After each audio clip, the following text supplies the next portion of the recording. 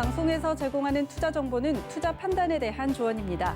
방송에서 제공하는 주식의 가치, 가격 상승 및 가격 하락에 대해서는 방송사에서 보장하지 않습니다.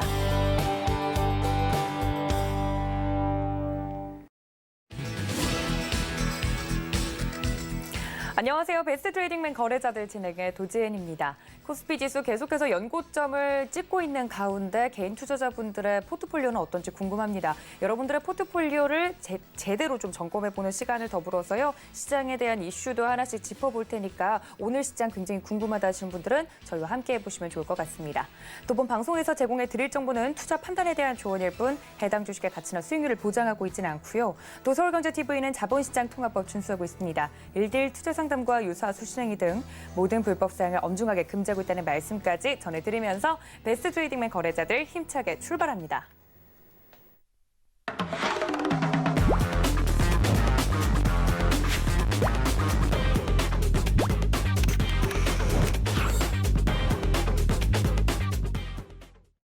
네, 오늘 도움 말씀 주실 이정수 위원님 모십니다. 위원님 어서 오세요. 네, 안녕하세요. 네, 저희 위원님과 함께 오늘 시장에 대해서 좀 조목조목 따져볼 텐데 위원님 오늘이 11월 11일이었잖아요. 그렇죠. 무슨 날이었죠? 그러니까 공식적으로 뭐 이런 날이 정해져 있는 건 아니지만 뭐 네. 빼빼로데이다, 뭐 가래떡데이다, 뭐 이런 이야기가 있더라고요. 위원님 오늘 좀 드셨어요? 제가 별로 싫어하는 날이네요.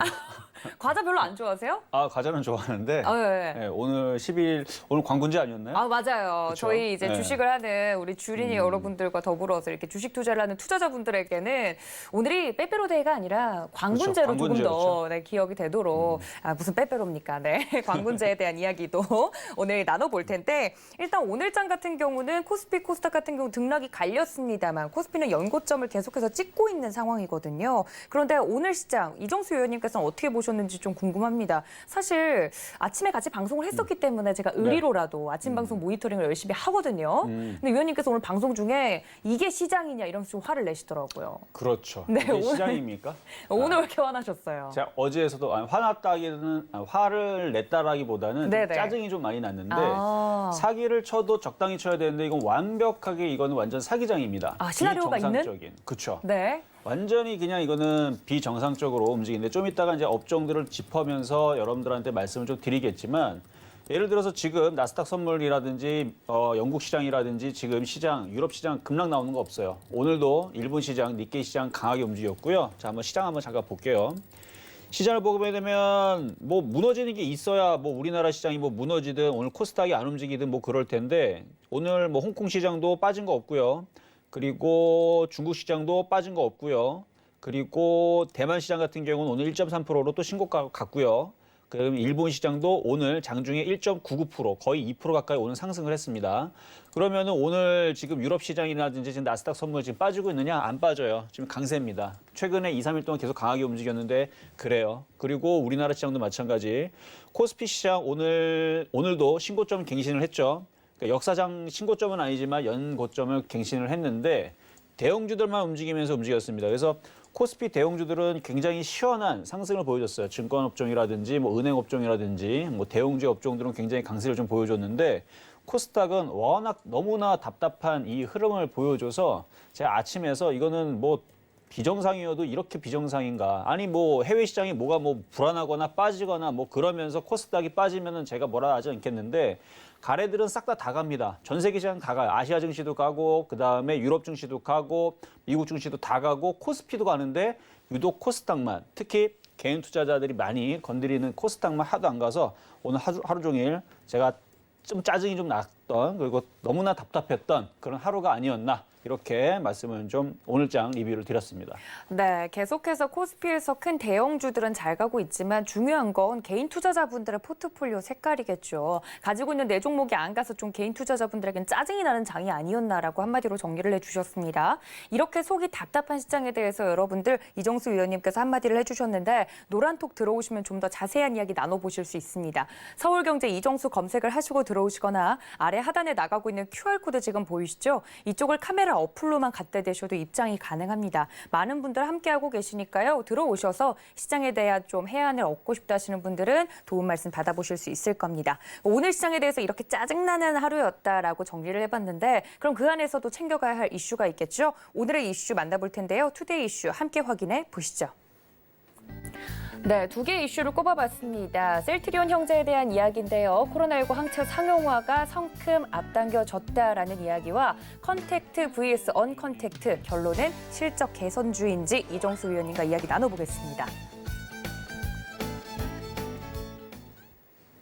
네, 위원님께서 앞서서 말씀을 해주셨던 것처럼 코로나19 치료제 이제 상용화가 성큼 앞당겨 온 이 상황에서 코스피 시장 자체는 잘 갔는데 코스닥 안에 있는 좀 개인 투자자분들이 많이 가지고 있는 종목이 안 가서 좀 답답한 하루였던 것 같긴 합니다. 계속해서 이번 주 내내 코로나19 치료제에 대한 이야기가 나오고 있는데요. 그중에서도 셀트리온이 개발을 하고 있는 코로나19 항체 치료제 상용화가 이제 좀 이번 연도 안으로 좀 승인이 가능할 것 같다는 이야기가 나오면서 이제 코로나19가 완전히 종식되는 게 아니냐 이런 기대감이 나오고 있는데 셀트리온을 필두로 제약주에 대한 흐름이 좀 궁금합니다. 어떻게 보십니까, 위원님? 자, 모든 종목들은요, 기대감이 먼저 움직입니다. 며칠 전에 이제 화이자 백신에 대한 어제 얘기가 나왔었죠. 화이자 백신에 대한 얘기가 나오면서 근데 오늘 기사를 보면 그 화이자 백신에 대한 그 치료율이 뭐 90% 예방률이죠. 정확하게 얘기하면 치료율이 아니고 예방률이 90% 정도가 되는 임상에서 3상에서 그런 결과가 나왔다라는 얘기가 나왔을 때 화이자 쪽에 있는 그쪽에 있는 대주주 뭐 아니 내지는 제가 정확하게 기사를 보지 못했지만 팔았답니다. 그쪽에 좀 챙겼다고 그러더라고요. 네, 오히려 매도를 했다라는데 지난번에 모더나도 비슷한 좀 상황들이 좀 연출이 됐었던 부분들인데 치료제가 정확하게 나왔다라고 하는 것은 아무것도 없어요. 오히려 의심을 좀 해봐야 되는 부분들이 꽤 많습니다. 화이자 백신 같은 경우도 나왔다라고 하지만 중증 그 환자에 대해서 검사를 했었던 부분들은 아니었기 때문에, 그러니까 걸렸던 94명에 대해서 했지만 그 사람들이 정말로 뭐 나이가 많거나 아니면은 정말 중증으로 심하게 좀 앓았던 사람들인지 아니면은 정말 건강한 사람들만 데리고 했는지 이런 부분들이 없어요. 근데 중증 환자는 없었다라는 부분과 그다음에 앞으로의 그 치료에 대해서 이게 이제 예방률에 대한 부분들인데 글쎄요. 저는 지금 의심이 되는 부분이 굉장히 많아요. 지속 시간이라든지 이런 부분들 그렇고 그다음에 초저온 영하 70도에서 80도에서 5일간 이거를 보관을 해서 이거를 전 세계에 그러면 유통을 해가지고 나가야 되는데 이것도 굉장히 어려운 부분들이고 물론 그것 때문에 그 단점을 해결한다는 부분에 있어서 무슨 뭐 초저온 뭐 냉동이라는 그런 이제 관련주로 해가지고 국내에 있었던 몇몇 종목들이 급등하긴 했는데 저는 모든 제약주들 지금 나오기 전에서는 모른다라고 말씀을 좀 드릴게요. 마찬가지 셀트리온 같은 경우도 뭐 빠르면은 뭐 연내에 뭐 나올 수 있다라는 얘기를 해요 지금. 근데 일단 나와봐야 아는 거고요. 나오고 나서 그 다음에 정말로 투여를 해보고 정말로 치료가 되는지가 확인이 돼야 되는데 지금 모든 백신들이 뭐 자기네들이 이제 뭐 먼저 내놓겠다, 뭐 하겠다 말만 지금 해놓고 있지 확실하게 뭐 나와서 되는 부분들이 없어서 이거에 지금 여러분들이 현혹돼가지고 이제 곧 나오니까 이거를 막 급하게 막 투자를 하는 부분들은 좀 없었으면 합니다. 왜냐하면 지난번에서도 렘데시비르도 그랬었고 그 이후에서도 계속 무슨 치료제가 지금 뭐 효과가 렘데시비르보다 뭐 600배가 더 좋더라 뭐 한다. 근데 지금 얘기는 그렇게 지나간 지가 벌써 3개월이 지났는데 나온 건 없어요. 임상 1상, 2상, 3상 진행이 되다 보니까 지금에서는 뭐 부작용이 있다더라 뭐 이런 얘기들이 있고 뭐 중국 같은 백신 같은 경우도 지금 임상 실험을 하다가 지금 사망자가 이제 속출하니까 임상이 좀 중단이 됐죠. 브라질 쪽에서. 그래서 이런 부분을 보다 보면은 분명히 뭐 나온다는 얘기는 있는데 나오기 전에서는 아무도 알 수가 없습니다. 그런데 저는 이 제약주가 뭔가 출시가 돼서 주가가 급등한 거는 저는 거의 여태까지 본 적은 없고요. 네. 기대감이에요. 항상 기대감이 움직입니다. 그래서 이 셀트리온 같은 경우도 지금 연내에서 나올 수 있다라는 그 기대감 때문에 움직이는 부분인데 대신에 이제 셀트리온 한번 차트 한번 볼게요. 셀트리온 같은 경우는 오늘 올랐죠. 오늘 올랐죠. 오늘도 강하게 올라왔고 셀트리온 제약도 지금 강하게 올라갔고 그런데 셀트리온은 실적이 되는 회사입니다. 원래 제약 바이오주들은 실적들이 그렇게 나오는 회사들이 몇 되질 않아요. 그러니까 유한양행이라든지 뭐 셀트리온이라든지 이렇게 그 굵직굵직한 좀 큰 업종들에 있는 대형 제약사들은 그래도 과거서부터 그래도 어느 정도 라인업을 해놨기 때문에 실적들이 나온 애들이 있는데 대부분 2017년도서부터 해서 지금까지 제약주들 급등했던 뭐 치매 치료제라든지 면역 항암제라든지 여러분들이 뭐 잘 알고 있는 뭐 줄기세포 관련주라든지 다 기대감이에요. 이 약을 개발을 했을 때, 이 신약을 개발을 했을 때 성공하면 대박이 터지니까 이렇게 되면은 크게 올라갈 수 있으니까 그 꿈을 먹고 그 연구 비용을 계속 댄다는 얘기에서 R&D 비용을 계속 대다 보니까 실적이 나올 수가 없죠. 왜냐하면 약품이 만들어진 게 아니기 때문에 연구 비용만 열심히 쓰다 보니까 그렇죠. 월급도 줘야 되고 뭐 그렇죠. 월세도 줘야 되고 뭐도 내야 되고 하다 보면 이게 돈을 버는 게 아니고 계속 돈을 까먹습니다. 근데 우리가 그거를 알고 이제 이걸 투자를 한단 말이에요, 사람들이. 그러다 보니까 제약바이오주들은 그 미래의 지향성에 그 앞으로 이게 되면은 크게 올라갈 수 있다, 뭐 크게 뭐 수익을 낼 수 있다, 뭐 그런 것 때문에 움직이는데 제약주들은 임상 1상, 2상, 3상, 4상 이게 실용화되기까지도 굉장히 시간이 오래 걸립니다. 뭐 짧게는 뭐 3년에서 5년이 걸리고 많게는 10년이 넘게 이게 걸리면서 이게 나오는 부분들이라서 우리가 주식을 투자할 때 뭐 예를 들어 뭐 셀트리온을 사고 나서 이게 뭐 무슨 뭐를 지금 하고 있는데 이게 10년 뒤에 올라간다. 우리가 그걸 보고 사진 않거든요. 근데 주가는 정말로 신기하게 뭐가 된다, 뭐가 될 것 같다, 뭐가 지금 임상 1상이 통과됐다면 아직 그러니까 약은 나오지 않았는데 주가가 거기에 반영을 돼서 그냥 하루 만에 다 움직여 버려요. 하루 만에 움직여버리거나 아니면 발표 전까지. 그래서 오히려 제약주들은 뭔가의 기대감을 두고 예를 들어서 뭐 내년 3월 달에 나온다. 그럼 내년 3월까지 열심히 움직이는 겁니다. 근데 3월 달 됐어요. 약이 나왔습니다. 그러면 올라가야 되는데 안 올라가요. 약이 나와서 성공을 하면 그게 끝이에요. 거기서부터 빠지기 시작합니다. 왜냐하면 약이 성공했기 때문에 많은 사람들이 이거 성공했으니까 이제 대박 치겠지, 이제 이거 올라가겠지 해서 사게 되는데 세력들은 그때를 이용해서 왜냐하면 미리 기대가면서 미리 매집해놨다가 계속 올렸다가 딱 달성이 되면 이제 개인들한테 물량을 넘기고 나가는 겁니다. 그래서 기대감이 충족이 되면 거의 대부분 제약주들은 빠지는 경우들이 많아요. 과거 한미약품도 그랬었고 셀트리온 2017년도, 2018년도 고점을 칠 때도 마찬가지입니다. 되고 나서 빠지는 경우들이 많기 때문에 오히려 기대감이 남아있을 때가 더 좋은 건데 어쨌든 셀트리온은 그래도 좋은 게 지금의 실적으로 봐서는 지금 실적 한번 잠깐 보겠습니다. 실적 보면은 자, 일단 실적을 보게 되면은 지금 이제 컨센서스, 그래서 미래 이제 그 실적의 부분들이 얼마나 지금 이 실적이 오를 수 있을까에 대해서 보게 되면 2019년도 대비 지금 2020년 12월 지금 예상은 지금 전년 동기 대비 62% 정도 상승을 할 거고 그거 대비 2020년 계속 보면 매출액이 지금 점점 지금 늘어나는 부분들을 우리가 볼 수가 있죠. 그래서 지금 예상치들이 굉장히 좋고 실질적으로 예상치도 좋지만 지금 있는 이 실적 같은 경우도 다른 기업과는 좀 틀리게 실적이 나오고 있는 회사입니다. 그래서 이 셀트리온 같은 경우는 제가 볼 때에서는 주가 전망은 좋을 것 같아요. 좋을 것 같고 기대감이 올라갈 수 있는 부분도 있지만 실적이 되기 때문에 그리고 제약주들이 원래 지금 시즌에서 원래 잘 움직이기 좀 마련입니다. 그래서 지금서부터는 좀 움직일 수가 있어서 그래서 요거는 뭐 앞으로 이제 코로나 바이러스 항체 치료제 연말 출시 기대감뿐만 아니라 실적의 대비도 봤을 때에서도 지금 주가에서 다시 전고점 돌파 내지는 좀 강세가 나올 수 있지 않을까 저는 그렇게 예상을 해보도록 하겠습니다. 알겠습니다. 위원님께서 방송에서 계속해서 찬바람이 불 때 제약주 이런 이야기를 해주시면서 제약주 전반에 대한 기대감이 높아지고 있는 상황에서 화이자 백신 이후에 셀트리온 삼형제를 필두로 이런 항체 치료제에 대한 기대감이 더더욱 높아지고 있는 것 같습니다. 백신이 나오는 건 좋지만 백신이 나옴으로 인해서 기대감으로 마냥 올랐던 종목들은 좀 옥석가리기가 되는 그런 모습을 좀 보여주고 있는 상황인데요.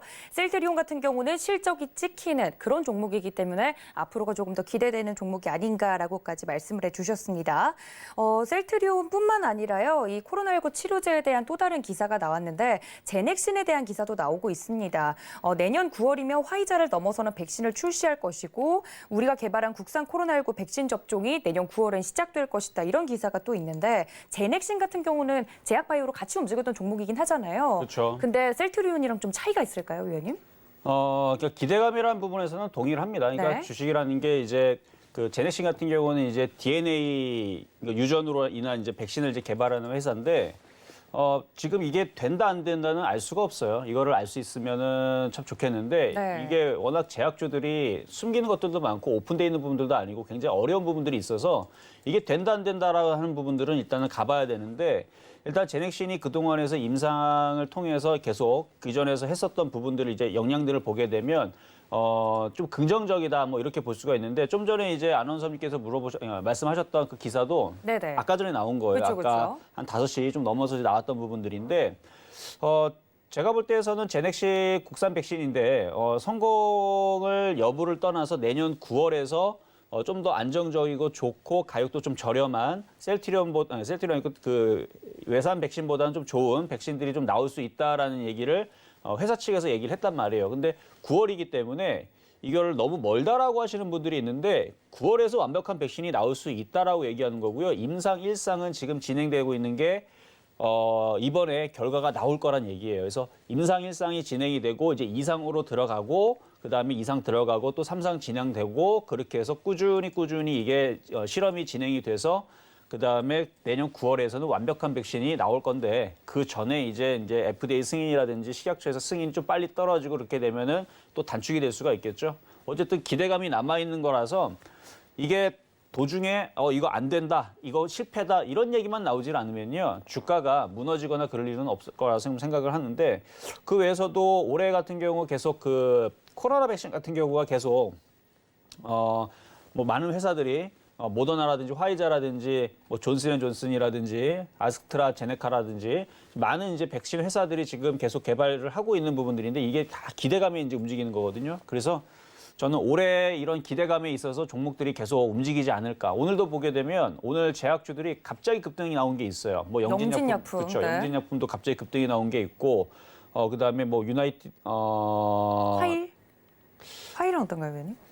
이름이 좀 헷갈리는데 오늘 네네. 막판에서 제약주 움직였는데 이게 이제 분말로 만들어지는 이제 그런 이제 그러니까 운반하는 부분에서 이제 저온이 조금 이제 어려우니까 이제 네. 분말로 되는 부분에 대해서 이제 그런 이제 이슈가 나왔는데 그러니까 제약주의 이슈는 지금 이제 앞으로 풍부해질 겁니다. 그러니까 갑자기 없었던 부분에서 왜냐면은 없었던 부분에서 갑자기 이슈가 나오게 되면 종목들이 이제 급등을 하는 뭐 이런 부분들뿐만 아니라 그리고 제약주 쪽에서 오늘 뭐 신신제약이 이제 상한가를 갔는데 외관날을 봤더니 이게 그 정치 테마로 엮여가지고 이제 움직이는 경우가 있어요. 그래서 인물로 엮였나요? 그렇죠. 네. 이 인물 테마로 엮이거나 이런 경우 있을 수도 있고, 그러니까 제약주들이 이 겨울 동안에서 제약주의 이슈로 가지고 움직일 수도 있지만 그 외에서도 다른 요소로도 움직이면서 관련주들이 이제 급등하는 경우들도 꽤 이 시즌에서 많이 움직입니다. 그래서 올해 같은 경우는 제약주들 오늘만 보게 되면은 굉장히 안 움직이고 굉장히 답답한 하루였지만 정상적으로 코스닥이 올라가기 시작하게 되면 이슈를 머물고 있는 종목들은 다 움직일 거예요. 근데 거기에서 제약주 같은 경우는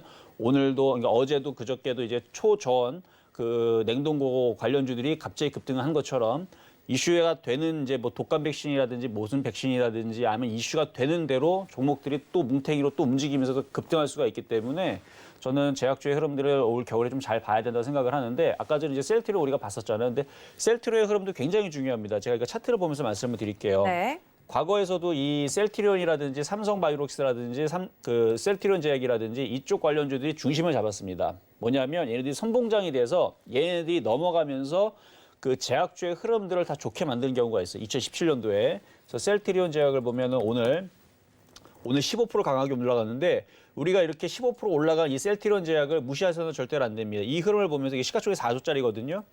이 종목이 여기서 이제 지금 단번에 넘어갈지는 모르겠지만 이 흐름, 이 장대양봉의 이 흐름은 이 고점 라인을 돌파하겠다는 얘기인데 얘만 돌파할 게 아니고 셀트리온과 셀트리온 제약과 그다음에 삼성바이오로직스 이미 녹십자는 한번 넘어갔고요. 얘네들이 한번 이렇게 넘어가게 되면 그 뒤를 따르는 제약바이오주를 움직입니다. 뭐 바이오시밀러라든지 왜냐면 바이오시밀러 같은 경우는 이제 그 오바마 케어 이어서 이제 바이든 케어라 그래가지고 이제 미국에서 이제 헬스케어라든지 아니면 제약주라든지 이쪽의 흐름들이 갑자기 좋아질 수가 있어요. 어느 날 갑자기. 앞으로 이제 4년 남았으니까 그렇죠? 4년 동안 내에서는 제약주의 흐름들이 분명히 한 번은 큰 대시세를 한번 줄 겁니다. 근데 저는 그 시세를 올 겨울도 굉장히 기회라고 생각을 해요. 왜냐하면 코로나 치료제를 지금 앞두고 있는데 지금 뭐 나왔다라고 얘기하지만 제가 볼 때는 안 나왔거든요. 나오지 않았고 이게 좀 의심이 되는 부분들이 굉장히 많아요. 뭐 지속성 여부도 별로 없고 그다음에 위험성에 대해서도 뭐 그게 뭐 자료가 나온 것들이 없답니다. 거기다가 중증 환자를 테스트한 것도 아니고 네. 그다음에 그 환자 수도 굉장히 테스트한 게 많지도 않고 그래서 앞으로 더 해야 되고 그다음에 그 대주주가 물량을 던진 부분도 마찬가지고 그래서 이런 부분을 볼 때 제가 볼 때는 화이자 백신 조만간에 얘기 나오다가 이거 말고 차라리 다른 쪽으로 얘기가 나오면서 이슈가 다른 쪽으로 쏠릴 수가 있거든요. 그래서 제약주의 흐름들은 대형주의 흐름들이 무너지지 않으면 제가 과거에서 2017년도에서도 대형주의 흐름들을 보면서 가벼운 중소형주의 제약주를 찝어드렸었는데 그때 상당히 잘 갔어요. 그러니까 대형주의 흐름들이 꺾이지 않으면 올 겨울에서는 계속 이 제약바이오의 업종과 이쪽의 흐름들은 계속 이슈가 숨어 있다가 튀어나올 겁니다. 네. 이런 이슈, 저런 이슈, 저런 이슈 하면서 튀어나올 거예요. 그래서 뭐 조류독감이라든지 아니면은 뭐 방역이라든지 아니면 뭐 새로운 질병, 뭐 과거에서도 한 몇 개월 전에 뭐 흑사병 얘기 나오면서 갑자기 막 관련주들이 막 움직인 경우도 있었는데 뭐 여러 가지 이제 질병들이 이제 나올 수 있는 지금 시즌이기 때문에 지금에서 제약주들을 안 움직인다고 특히 오늘 제약주만 안 움직인 게 아니에요. 오늘 보면 전반적으로 안 움직인 종목들이 꽤 많은데 아까 이제 서두에서 말씀을 못 드렸지만 지금 안 움직인 종목들이 최근에 개인 투자자들이 다 많이 이제 건드렸었던 테마주들의 흐름들이 좀 많이 빠졌거든요. 그래서 네. 오늘 뭐 수소차도 뭐 별로 재미가 없었고 전기차도 재미가 없었고 또 거기다 뭐 렘데시비리 관련주도 뭐 재미가 없었고요. 그렇죠? 풍력하고 태양광 섹터도 다 재미가 없었는데 그래서 지금 뭐 종목들이 좀 재미가 없어서 아마 오늘 개인 투자자들이 굉장히 많이 힘들었을 겁니다. 네. 저 같은 경우도 와 오늘 이런 장이 있을까? 그러니까 왜냐면 아니 코스피가 빠지고 유럽 시장이 빠지고 미국 시장이 빠지고 일본 시장이 빠지고 이랬으면은 이해가 좀 되는데. 그렇죠. 시장이 네. 빠지니까 이해가 되는데 그렇지를 않아요. 오늘 일부러 조금 그 개별주들을 많이 빼는 흐름들이 나와서 그래서 어쨌든 좀 많이 개인 투자자들이 좀 힘들지 않았을까라는 좀 생각이 좀 들어서 오늘 제가 좀 많이 좀 짜증이 났었어요. 근데 이 흐름은 반드시 올라갑니다. 이 흐름은 분명히 따라 올라가게 돼 있어요. 그리고 지금의 대형주의 흐름들이 왜 올라가냐면 시장이 앞으로 크게 갈 거기 때문에 키를 맞춰주는 겁니다. 그래서 결국 많이 빠졌던 종목들이 움직이는 건데 어쨌든 여러분들 화이팅 하시고요. 오늘 뭐 시장 흐름에서 뭐 내일 설마 뭐 내일까지 또 빼겠습니까? 그래서 조만간에 코스닥이 좀 따라 움직일 테니까 거기에서 뭐 제약 업종만 얘기하는 게 아니에요. 지금 안 움직였으면 그 코스닥 업종들 있죠. 2차 전지, 전기차, 수소차, 반도체 섹터도 오늘 재미가 없었어요. 근데 그 섹터들도 분명히 갈 겁니다. 갈 거니까 조금 더 시장을 인내하면서 좀 가보시는 게 어떨까라는 말씀을 드리면서 오늘 어쨌든 제약종 업종 얘기하다가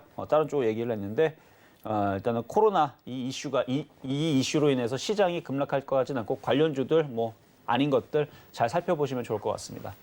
네, 제약바이오주 같은 경우 특히나 코스닥 시장이 많이 몰려있기 때문에 개인 투자자분들이 코스닥을 조금 이제 공략을 했던 분들은 오늘 같은 시장은 좀 힘들었을 것이다 이야기를 해주시면서 제약바이오주를 필두로 하고 있는 여러 가지 종목에 대한 이야기까지 해드렸습니다. 코로나19가 당연히 종식이 돼야겠지만 이 제약바이오주를 공략하신 분들에게는 좀 인내의 장이 펼쳐지고 있다. 그 기간을 좀 버텨야 되지 않을까 말씀을 드렸으니까 참고 부탁드리겠습니다. 자, 다음 이슈로 넘어가 볼까요? 이렇게 제약바이오주 이야기를 조금 일단락 지었으면 이제는 컨택트와 언택트의 대결입니다. 코로나19 백신이 나온다는 이야기가 나오면서 다시 한번 컨택트주들이 상승을 하고 있는 흐름인데요. 결론은 실적 개선주다라는 이야기가 나오고 있습니다. 여기에 대해서는 동의하시나요, 위원님? 전 동의하지 않습니다. 실적주가 우선이 아니다. 그러니까 실적주가 가는 게 아니고요. 바닥주가 움직이는 거예요. 정확하게 얘기하면 바닥주가 네. 움직이는 건데 예를 들어서 최근에 이제 코로나 치료제가 나왔다 그랬어요. 화이자에서 나왔다고 얘기 나왔었죠? 네. 나왔다고 얘기 나왔는데 그러면은 컨택트 관련주가 움직여야 된단 말이에요. 근데 컨택트 관련주 쪽에서 뭐가 있을까요? 예를 들어서 뭐 컨택트 같은 경우 최근에 움직였던 거 생각을 해보면 호텔 그쵸. 있고 항공 그렇죠. 그리고 카지노나 레저 그렇죠. 그런 쪽 맞습니다. 네. 지금 얘기를 잘 해주셨는데 화장품 섹터도 분명히 컨택트 관련주입니다. 근데 화장품은 움직이지 않아요. 거기도 오늘 광군절인데도 마찬가지. 그렇죠. 그러면 지금 보게 되면은 지금 물론 이제 컨택트가 그동안 많이 빠졌던 종목들인데 제가 한번 차트를 잠깐 볼게요. 지금 대한항공서부터 지금 컨택트 관련주 몇 가지를 볼 텐데 대한항공 얼마나 빠졌는지 한번 보세요. 한번. 대한항공이 거의 뭐 이 정도면은 이 회사 지금 망할 정도로 왜냐면 진짜 그럴 만큼 많이 빠졌으니까. 그러네요. 최근에 실적들이 굉장히 안 좋았잖아요. 하도 안 좋으니까 그러니까 그 여객이 너무 안 좋으니까 물류 쪽으로 해가지고 이제 항공 배송 이런 걸로 해가지고 그나마 실적을 흑자로 돌았다는 얘기 여러분 보셨을 거예요. 코로나로 인해서 전 세계 사람들이 이제 이동을 잘하지 않으니까 예전에 비해서 여행을 잘 가지 않으니까 아주 주가가 2010년도서부터 거의 10년 동안 완전히 완전 말라버렸죠. 완전히 가뭄입니다. 완전히 말라 쪼그라들어가지고 이렇게 빠져 있는 종목들이 움직인 거예요. 그러니까 컨택트 관련주가 움직였다라기보다는 바닥에 있는 종목이 움직였다가 맞는 겁니다. 그래서 뭐 실적 관련 물론 실적이라는 부분은 이전보다 좋으면은 되는 거예요, 사실은. 뭐 실적이 무지하게 좋을 필요는 없어요. 적자가 뭐 예를 들어 적자가 뭐 100억이 났는데 100억에서 10억으로 줄고 10억에서 1억으로 줄고 이렇게 해서 개선되는 부분들만 있으면 주가는 상승을 하거든요. 그래서 꼭 실적이 뭐 올해는 1억을 했는데 내년에는 뭐 2억을 해서 뭐 더블이 되고 꼭 그렇게 해서 올라가는 부분은 아니에요. 그래서 실적은 전년 동기 대보다 조금 더 좋아지거나 아니면 생각보다 예상보다 그래서 컨센서스보다 어느 정도 좋아지는 부분이 나와서 그게 이슈랑 맞아지고 차트가 바닥에 있으면 주가가 올라가는 부분들이 많은데 어쨌든 지금도 이게 딱 기대감이거든요. 대한항공도 그렇고 호텔신라도 마찬가지고 지금 이게 올라가는 부분들이 주가가 그동안 고점에서 3년 동안 빠졌었습니다. 그래서 빠졌고 카지노 관련주도 마찬가지고 네. 카지노 관련주도 뭐 파라다이스 지금 이제 최근에 이제 바닥에 좀 올라오고 아시아나항공도 좀 올라오고 뭐 그러고 그랬는데 오늘 좀 많이 올라왔던 건 이제 노랑풍선이라든지 이쪽에 여행 관련주들이죠. 노랑풍선 이것도 좀 많이 올라갔는데 그동안 좀 많이 빠졌다가 올라간 부분인데 근데 노랑풍선은 아까 걔네들과 좀 차트 패턴이 좀 다른 게 이거는 지금 작전주 세력주 패턴입니다. 작전주 세력주 패턴으로 누군가가 이거를 매집을 해서 지금 들어가 있기 때문에 다른 애들은 완전 쪼그라들었지만 얘는 쪼그라들지 않게 올라가는 건 좀 다른 패턴을 움직였던 건 그래서 그런 거고 오늘 강하게 움직인 것도 약간 그런 식으로 움직인 거예요. 그래서 패턴만 좀 나눠보면은 얘는 지금 작전주 세력주로 좀 누가 지금 세력이 붙어 있는 거예요. 지금 붙어 있기 때문에 지금 네. 이렇게 움직이는 거고 정상적으로는 지금 파라다이스랑 대한항공처럼 지금 종목들이 쪼그라들어 있어요. 그래서 제가 볼 때는 지금 시장에서 뭐 언택트다, 뭐 컨택트다. 그럼 예를 들어서 지금 뭐 네이버 같은 경우 여러분들이 지금 이게 이제 네이버 같은 네. 경우는 지금 고점에서 지금 이제 흘러내리고 재미가 없거든요. 네이버도 그렇고 카카오도요. 그렇죠. 카카오도 그렇고 지금 고점에서 재미가 없는데 이게 지금 언택트기 때문에 이게 빠지거나 약하다라고 전 보지 않고요. 이게 많이 올라갔기 때문에 그래서 주가가 지금 많이 빠져 있는 게 올라가는 거고 많이 올라가 있던 것들이 빠지는 거예요. 예를 들어서 지금 오늘 많이 움직였던 증권주 같은 경우도 삼성증권 보게 되면 이 증권주가 최근에 바닥에서 많이 올라갔죠. 바닥에서 뭐 30% 40% 올라갔지만 주봉과 월봉으로 보게 되면 주가가 엄청나게 바닥에서 엄청나게 고점에서 쭉 이렇게 많이 좀 빠져 있었던 그래서 지금 대부분 건설주도 그렇고 증권주도 그렇고 해운주도 마찬가지입니다. 지금 H&M, 한진해운 같은 경우도 지금 바닥에서 무지막지하게 올라가지만 제가 오늘 공개 방송에도 얘기했지만 이 종목은 과거에 여기로 보게 되면 물론 그때 가격은 지금 틀립니다. 지금 권리락 유상증자 그다음에 뭐 감자 뭐 이런 식으로 해갖고 감자 맞고 이러다 보니까 가격이 좀 바뀌었어요. 근데 그때 당시 가격으로 따지게 되면 이때 당시 30만 원 넘게 갖고 있던 사람이 지금 최근에 이게 5천 원까지 빠졌었나요? 그래서 2천 원. 그러니까 30만 원 넘었던 종목이 2천 원까지 빠져 있으니까 이렇게 정말 이게 이제 너무 많이 빠지다 보니까 이런 종목들이 좀 움직였다고 보거든요. 그래서 지금 시장에서 움직이는 종목들이 무슨 뭐 언택트다, 뭐 컨택트다. 저는 그렇게 보지 않고 시장에서 원하는 그러니까 뉴스를 보게 되면 최근에서도 해운주 움직이려고 이슈를 저는 핑계라고 보는데 핑계 이슈를 붙입니다. 해운 해운 운임이 상승한다. 내지는 뭐 경기 물동량이 지금 늘어나고 있다. 뭐 조선주들도 마찬가지. 중국의 물량들이 이제 많이 이제 뺏어왔다. 그래서 뭐 물량들을 지금 많이 수주 물량들을 지금 많이 가져왔기 때문에 앞으로 이제 경기가 살아야 되면 물론 이제 이것도 기대감입니다. 근데 많이 빠졌기 때문에 올라가는 거예요. 그래서 지금은 많이 빠졌던 종목들이 움직이는데 거기에서도 대형주들만 좀 움직이기 때문에 개인 투자자 좀 재미가 없어요. 그래서 지금 시장은 뭐 그렇게 저는 뭐 판단을 말씀을 좀 드린 거니까 어쨌든 저는 그래서 실적주 좋습니다. 실적 좋은데 바닥에 있는 실적주라든지 아니면 실적주 뭐 실적이 별로 나오지 않더라도 바닥에 있는 걸 하시면 돼요. 바닥에 있는 거에서 바닥에 있는 종목에서 앞으로 실적이 좀 기대가 되는 예를 들어서 코로나 치료제가 뭐 나온다 그러니까 나온다라는 걸 가정하세요. 안 나올 수 있어요. 안 나오고 막상 내년 9월 달 됐더니 내년 뭐 내후년이게 됐더니 코로나 치료제 다들 실패하고 안 나와도 상관없습니다. 안 나와도 그 전까지 나온다라는 그 얘기로 인해서 기대감에 이제 뭐 증권주도 움직일 수도 있고 아니면은 뭐 건설주도 움직일 수도 있는 거고요. 뭐 그 기대감에 뭐 제약주도 움직일 수도 있는 거고 뭐 철강주도 움직일 수도 있는 거고 뭐 호텔 관련주, 뭐 카지노 관련주 다 움직일 수 있어요. 왜? 나온다고 얘기 나왔으니까. 나중에 안 나오더라고요. 그래서 그 기대감까지만 보고 우리가 주식을 한다라 그러면 바닥에 있는 걸 건드려야 된다. 그래서 저는 바닥주 실적주 다 필요 없고 저는 바닥주 말씀드리도록 하겠습니다. 네, 언택트와 컨택트의 문제가 아니라 그리고 실적이 찍히는 종목들이 아니라 바닥에 있는 종목들이 잘 가고 있는 것이다라고 이야기를 해주셨습니다. 확실히 오늘이 광군제였음에도 불구하고 중국 소비재 관련주들이 조용한 게 저도 이상했거든요. 그 점에 대해서 위원님께서 좀 시장의 핵심을 찔러서 이야기해 주신 것 같습니다. 중국 소비재 같은 경우는 특히나 이 광군제뿐만 아니라 시진핑 주석이 언제 방한을 하냐 이런 이슈로 계속 기대감을 가지고 있었던 종목군들이잖아요. 만약에 12월 안에 이제 시진핑 주석이 오면 한 번쯤은 튀어줄까요, 위원님? 한 번쯤은 튀어줄 거라 생각을 해요. 왜냐하면 워낙 바닥에 있고 이 화장품 관련주들도 개인 투자자들을 굉장히 많이 괴롭혔어요. 뭐 아모레퍼시픽이라든지 한국화장품을 보더라도 한번 차트 잠깐 한번 또 볼게요. 보면은 정말 못 갔습니다. 한국 화장품. 그러니까 언젠가는 갑자기 이슈가 되면서 팍 튈 텐데 이건 이제 수렴형이네요. 그렇죠? 한국 화장품보다는 자, 아모레 퍼시픽. 네. 아모레지 어차피 아모레지나 아모레 퍼시픽이나 거기서 거기니까 지금 화장품주들이 이런 식으로 빠져 있어요. 이런 식으로 지금 쭉 지금 완전히 빠져 있는데 이런 식으로 빠져 있다가 올라가는 게 은행주, 증권주, 철강주거든요.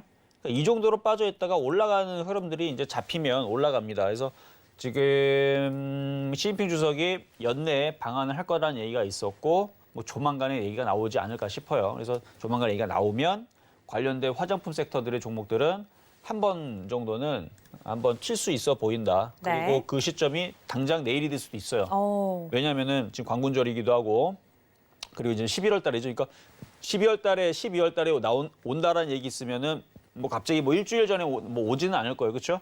먼저 미리 뭐 한 달이든 언제든 뭐가 얘기가 좀 있은 상태에서 갑자기 이제 움직일 경우가 있을 거니까 이런 식으로 지금 많이 빠져 있는 종목들 뭐 토니모니도 마찬가지고 이런 식으로 많이 빠져 있는 종목들에서 항상 급등이 나오기는 마련이니까 지금에서 뭐 시진핑 관련주도 잘 보셔야 되는 종목이 아닐까 싶네요. 알겠습니다. 중국 소비자 관련해서도 이야기를 해주셨으니까 이 이슈까지 여러분들 기억해 두셨다가 챙겨주셨으면 좋겠습니다. 자, 저희 이슈는 여기서 마무리하고요. 마켓 트렌드 시간으로 돌아오겠습니다. 잠시만요.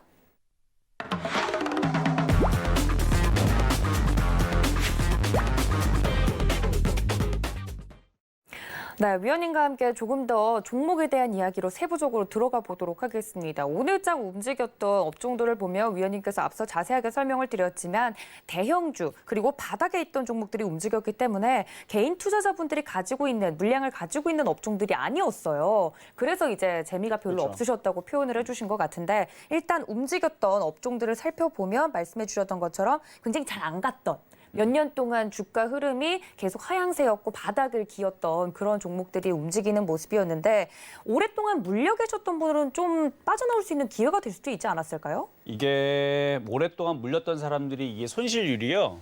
마이너스 20, 30%가 아닙니다.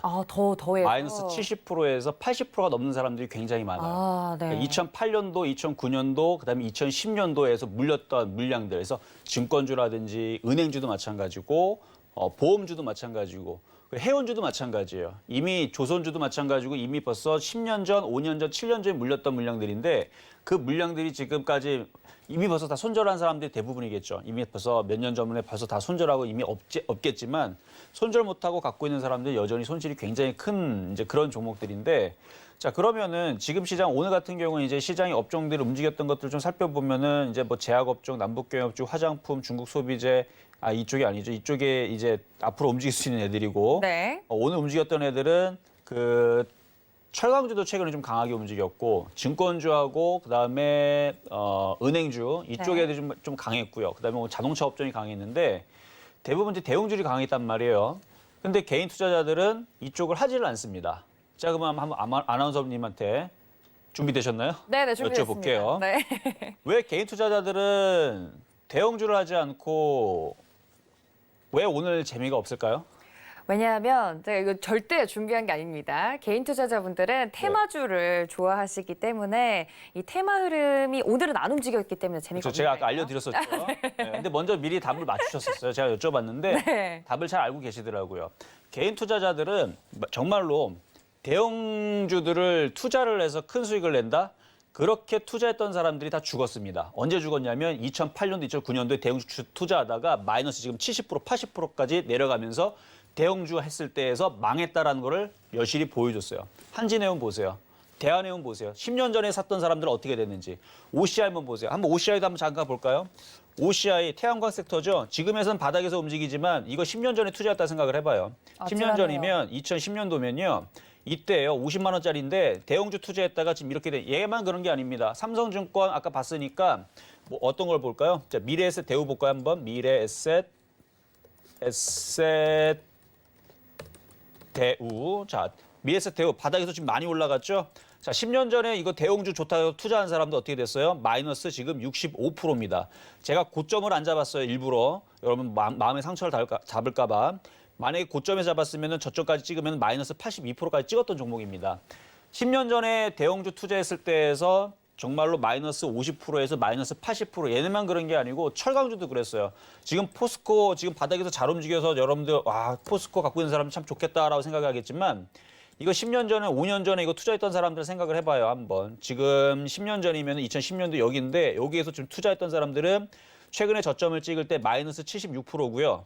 그러니까 10년 동안 마이너스 70%를 찍으면서 갖고 있던 겁니다. 어마어마한 손실이에요. 지금 올라왔다 하지만 마이너스 61%입니다.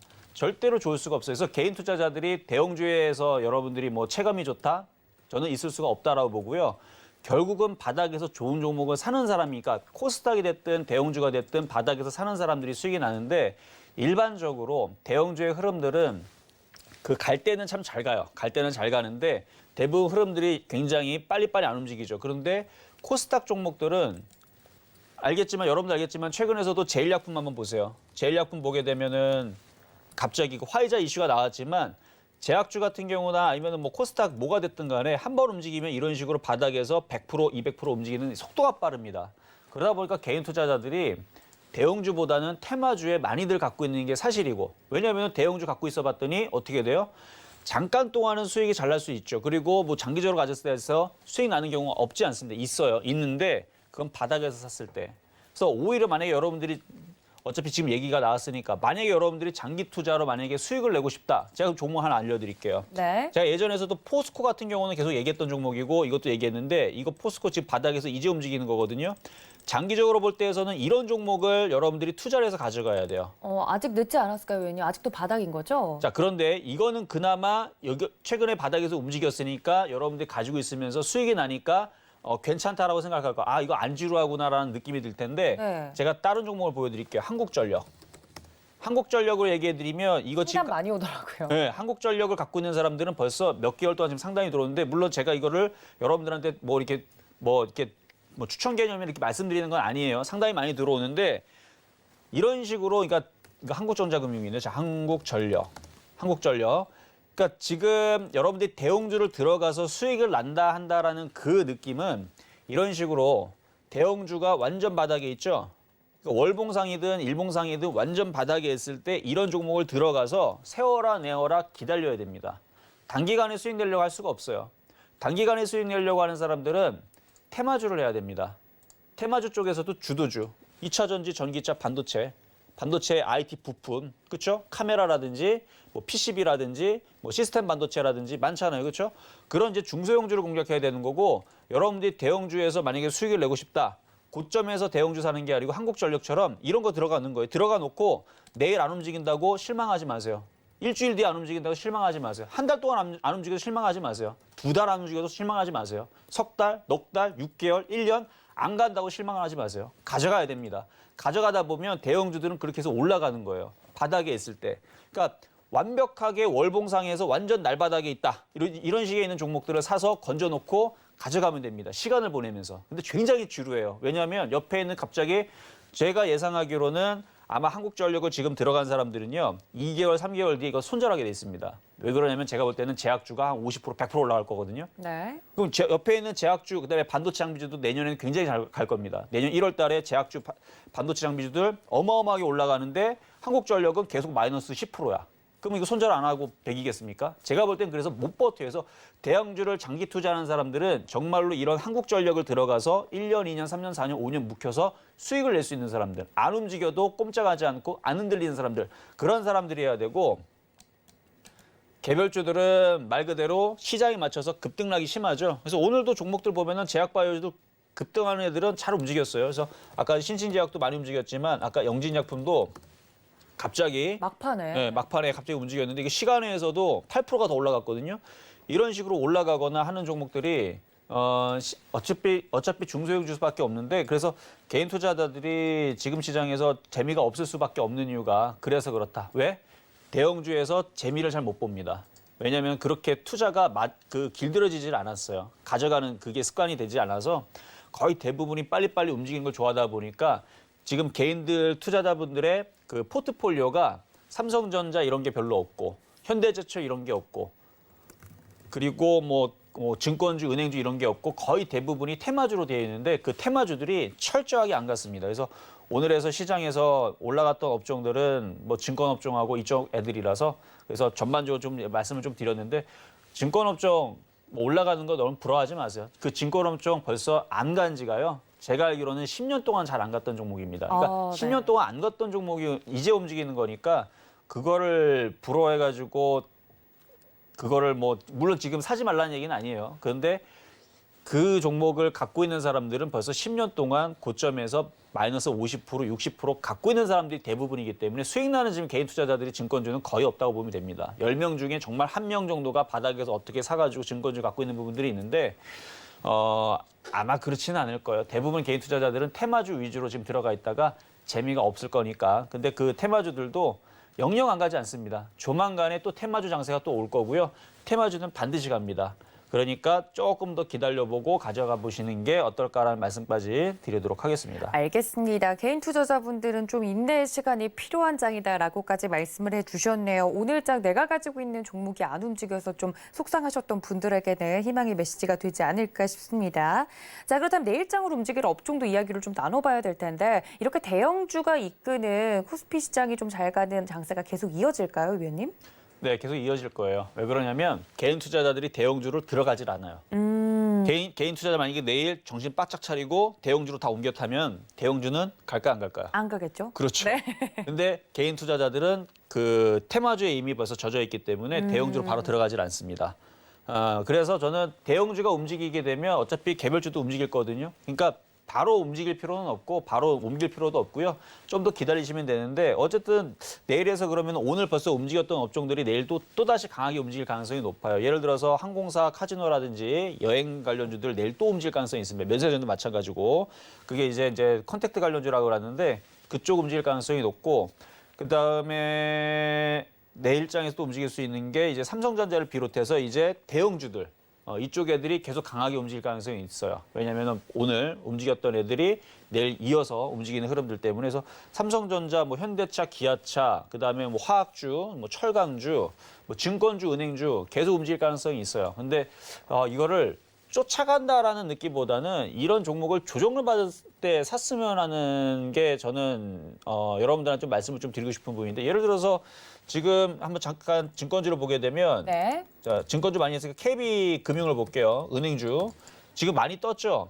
그러니까 이게 또 갈 가능성이 있는데 또 간다고 해서 이걸 따라가지 마시고요. 이런 종목을 조정을 받으면 사시는 거예요. 조정을 받으면. 그래서 조정받는다는 얘기는 이제 5일선 조정이라든지 아니면 21선 조정. 그래서 대형주들은 이게 좀 단순해요. 단순한 게 5일선 지지하고 21선 지지선을 굉장히 잘 지킵니다. 코스닥 종목들은 저 자리를 한 방에 이탈을 하거나 물론 지지로 쓰이기는 하는데 개별주들은 화도 가볍고 그래가지고 왜냐면 이 덩치 사이즈가 틀리니까 1,000억짜리하고 조단위짜리하고는 틀리잖아요. 그래서 이 이평선들을 좀 잘 지지하고 움직이는 경우들이 있어서 이렇게 떠 있을 때 사지 마시고 이게 5일선 지지라든지 21선 지지라든지 지금 대형주 쪽에서 62선까지 밀려 있는 종목들은 거의 없어요. 거의 없는데 밀리면 예를 들어서 LG화학 같은 경우도 최근에 이제 조정을 받으면 여기에 보면은 지금 62선 지지 있죠. 차라리 이런 거를 LG화학을 여기서 차라리 공략을 하는 게 이게 수익을 내기가 또 용이할 수도 있습니다. 이거는 팁을 알려드리기 위해서 대형주들은 저런 지지선 자리에서 공략을 하게 되면 지지를 할 가능성이 높다. 이거는 무조건은 아니에요. 무조건은 아닌데 대형주들은 그런 가능성이 좀 높은데 특히 지금 장에서는 좀 그래요. 그래서 삼성 SDI도 만약에 공략을 한다라 그러면 지금 5일선 지지죠. 여기서 단타가 가능합니다. 근데 너무 많이 떠 있기 때문에 안전하게 하려면 22선 지지까지 내려올 때까지. 그래서 쭉 내려가면 여기서 하면 되는데 근데 내일 한번 보세요. 이렇게 5일선 지지가 되는 애들이 또 단기적으로 2, 3% 먹기가 쉬운데 일단 대형주의 좀 특징이에요. 대형주의 특징이니까. 그래서 대형주들의 5일선, 21선, 뭐 61선, 지지선을 내려올 때 한번 공략을 해보는 게 내일장에서 여러분들이 대형주에서 수익 낼 수 있는 단타 단기 매매법이다 말씀드립니다. 네, 만약에 오늘 짝에서 움직였던 대형주를 좀 공략하고 싶으신 분들이라면 이제 앞으로 좀 더 잘 갈 거라고 이야기를 해주셨으니까요. 좀 단기적으로 전략적으로 들어갈 수 있는 방법까지 알려드렸으니까 이 점 모두 참고 부탁드리도록 하겠습니다. 자, 저희 마켓 트렌드 여기서 마무리 짓고요. 저희는 당신을 위한 한마디로 다시 돌아오겠습니다. 잠시만요.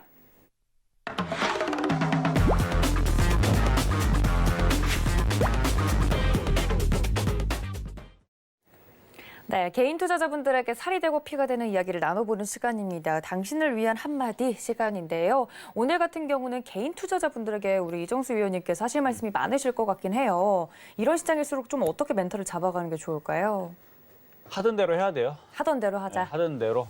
그러니까 지금은 시장이 무너진 장세가 아닙니다. 만약에 시장이 무너진 장세면 그냥 여러분들 종목들을 던지면 되거든요. 왜냐면 무너지니까. 손절이라는 거 하면 되는데 지금은 여기 붙었다 저기 붙었다 괜히 그랬다가 여러분들이 옮기는 순간 그게 움직일 수 있습니다. 대신에 그 종목이 바닥이어야 되는데 오늘 여러분들 해드릴 얘기는요. 어떤 얘기냐면 소문에 사고 뉴스에 팔아라 라는 얘기인데 제가 요즘에 들어서 많이 좀 써요. 방송에서 많이 쓰는데 주식을 살 때 대부분 이제 소문에 사서 뉴스에 팔아야 되는데 그렇게 하지 않고 어떻게 합니까? 반대로 하죠. 그렇죠. 반대로 하죠. 뉴스가 뭐가 나오면 막 붙어요. 왜? 그게 호재니까. 그렇죠? 근데 이미 세력들은 이미 그 뉴스를 이미 알고 있는 경우들이 있습니다. 사실 이게 불법이에요. 이게 뭔가요? 호재 뉴스를 공시라든지 이걸 미리 알고 있다는 것 자체는 불법인데 얘네들은 미리 알고 있나 봐요. 왜냐면 주가를 보면 알고 있는 것처럼 움직이니까. 그러니까 어쨌든 이건 제 생각인데 어쨌든 간에 뭐 그런 얘기들이 여기저기에서도 많이 나오고 영화에서도 많이 나오잖아요. 그렇죠? 왜냐하면 이게 불법이기 때문에 이걸 뭐라고 얘기할 수가 없어요. 이게 불법이에요. 이게 미리 공시를 안다라든지 뭐 그런 호재 뉴스를 미리 안다라는 건 이거는 불법이기 때문에 이거는 있으면 안 되는 사실이지만 근데 공연하게 영화나 이런 데 보세요. 한번 보면은 그런 얘기들이 많이 나오는데 그런 일들이 비일비재하니까 그러니까 여러분들이 그런 정보에 취약하기 때문에 뉴스가 나올 때에서는 살려고 하지 말고 주가의 위치를 보세요. 만약에 주가 위치가 바닥에 있는데 뉴스가 나왔다. 그러면 공략해도 좋습니다. 근데 바닥이 어딘지 모른다. 그럼 주가 차트를 길게 보면 돼요. 길게 봤을 때 바닥에 있는데 그렇게 나오면 사면 되는데 뉴스가 나올 때에서는 쫓아가려고 하지 말고 갖고 있는 사람들이 좀 매도를 타이밍을 좀 잡는 타이밍으로 보시는 게 좋을 것 같아요. 그리고 내부자 조언 같은 경우도 100%를 믿어도 안 된다라는 말씀을 좀 드리고 싶은데 여러분들이 그 뭐 주식 담당자라든지 아니면은 뭐 누가 뭐 이런 내기가 있다더라. 제가 이제 이런 부분들도 제가 자주 얘기를 하는 부분인데 제 주변에 있는 사람들도 이런 부분에 대해서 얘기를 해요. 근데 너가 알고 내가 알면 전 세계 사람들 제가 다 안다라고 얘기를 하거든요. 우스갯소리로. 왜냐하면 우리가 그러잖아요. 너만 알아야 돼. 너만 알아야 돼. 그렇죠? 이 얘기는 이 정말 호재는 나만 아는 게 아니고 여러분들이 이제 입이 근질근질하니까 그 소문을 계속 내요. 그러면 결국은 나도 알고 쟤도 알고 다 알게 됩니다.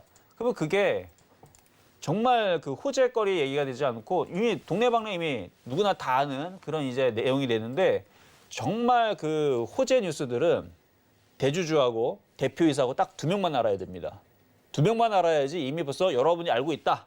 그 옆에 있는 우리 도지원 앵커도 알고 있는 얘기고. 그러니까요. 그렇죠? 다 알고 있는 사실이란 말이에요. 그래서 이런 식으로 이제 내부자 조언이라든지 뭐 이런 부분, 이건 이제 증시 경원에 나오는 얘기인데 내부자 조언도 100% 믿어서는 안 된다. 그래서 저는 장중에 뭐 이런저런 이제 뉴스들이 나와요. 뭐 정보들이 들어오는데 저는 항상 그래서 이미 벌써 이게 경험이 있잖아요. 벌써 제가 벌써 이 증권 바닥에서 벌써 전문가로 14년 동안 하고 있는데 2006년도서부터 지금까지 하고 있는데 저는 그래서 이런 기사가 나오게 되면 반만 믿습니다. 반만 믿고 절대로 다 믿지를 않아요. 그리고 주가의 차트를 보고 그 차트가 바닥에 있다.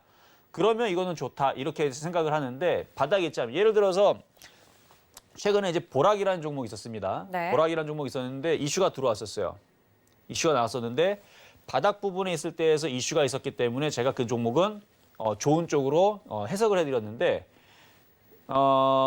만약에 지금 위치에서 고점에 많이 떠 있는 종목인데 만약에 그게 고점에서 이슈가 나왔다. 저는 그거를 쳐다도 안 봅니다. 왜 그러냐면 이미 벌써 그 뉴스는 누군가가 이미 벌써 알고 있다라는 전 사실을 알고 있기 때문에.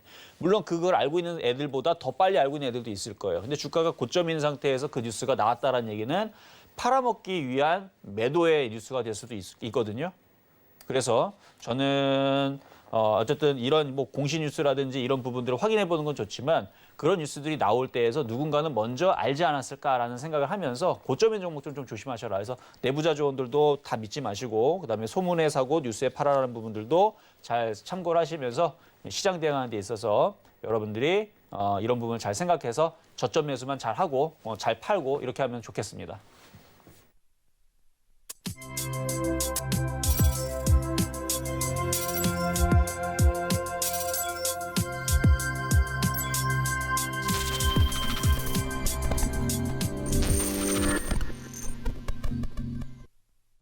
네, 이정수 위원님께서 들려주시는 당신을 위한 한마디까지 듣고 왔습니다. 좀 더 자세한 이야기가 궁금하다 하시는 분들 노란톡 열어두고 있겠습니다. 서울경제 이정수 검색을 하시고요. 노란색 오픈 채팅방 들어오시면 이런 이야기들 더 받아보실 수 있으니까 들어오셔서 도움 말씀 받아가셨으면 좋겠고요. 아래 QR코드도 카메라 어플로만 비추셔도 입장이 가능하니까 들어오시면 좋을 것 같습니다.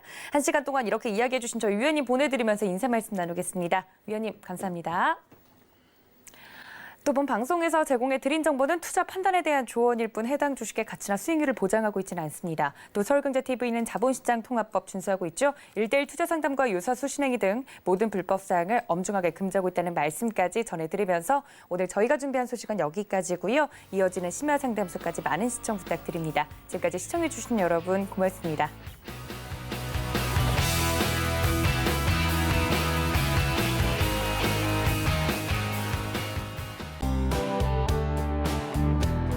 본 방송에서 제공하는 투자 정보는 투자 판단에 대한 조언입니다.